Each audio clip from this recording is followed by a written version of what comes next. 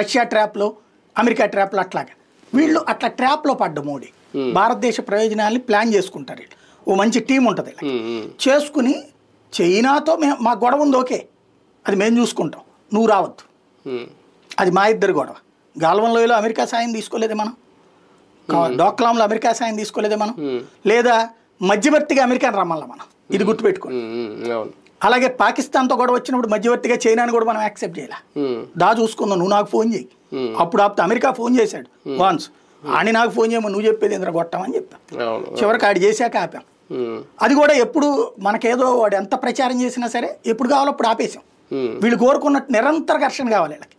నిరంతర ఘర్షణ జరిగినప్పుడు మన ఆర్థిక వ్యవస్థ కుదేలైపోతుంది, వాళ్ళ మీద డిపెండెన్సీ పెరుగుతుంది.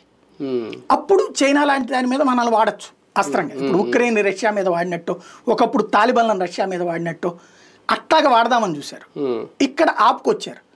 ఇప్పుడు అమెరికా ఏం చేస్తుందంటే ఇక తనే రంగంలోకి దిగి ఈ దేశాల్లో ఆ డీప్ స్టేట్ టీము అక్కడ సైన్యంతో కాంటాక్ట్ పెట్టుకుంటుంది. సైన్యం వాళ్ళకి డబ్బులు ఏరేస్తుందా, లేకపోతే వాళ్ళ దేశంలో స్థిరత్వం, నేను ఇందాక చెప్పినట్టు సాంస్కృతిక స్థిరత్వం ముఖ్యం. అమెరికాలోకి వెళ్ళి బతకగలరు వీళ్ళు, యూరప్ దేశాల్లోకి వెళ్ళి బతకగలరు ఈ 4 దేశాలు, చైనాలోకి వెళ్ళి బతకలేరు. ఎందుకు, అది నియంత్రిత దేశం. అక్కడేం వీళ్ళు స్వేచ్ఛగా బ్రతకడానికి ఇష్టం వచ్చినట్టు ఉండదు. ఈవెన్ సోషల్ మీడియా ప్లాట్ఫారాలు కూడా ఇవన్నీ వరల్డ్ అంతా